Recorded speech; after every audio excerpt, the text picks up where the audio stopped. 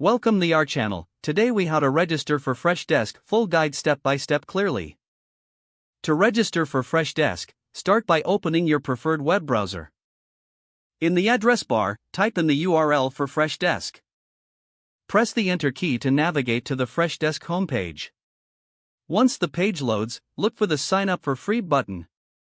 Click on the Sign Up for Free button to proceed. You will be redirected to a registration form. Begin filling out the form by entering your email address. Create a strong password that meets the specified requirements. Next, provide the name of your company. You may also enter your company's website URL if applicable. Select the country your business is located in from the drop-down menu. After filling out the required fields, review your information. Once confirmed, click the Sign Up button to complete the registration process. Freshdesk will then send a confirmation email to the address you provided. Check your email inbox for the confirmation message from Freshdesk. Open the email and look for the confirmation link. Click on the link to verify your email address.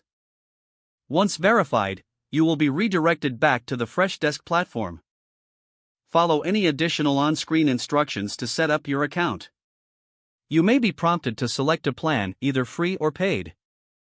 Choose the plan that best suits your needs. Complete the setup by entering any required details about your support team. Finally, you will be taken to the Freshdesk dashboard, and you're all set to start managing your customer support effectively.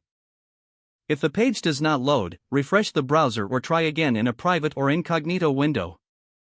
Make sure you are using the correct email address, then retype it carefully to avoid small typos. If your password is not accepted, use the reset option and create a new strong password you can remember.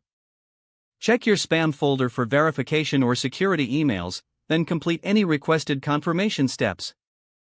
Enable two-factor authentication if available to improve account security and reduce unauthorized access risk. Don't forget to like this video and subscribe to our channel for more step-by-step tech guides.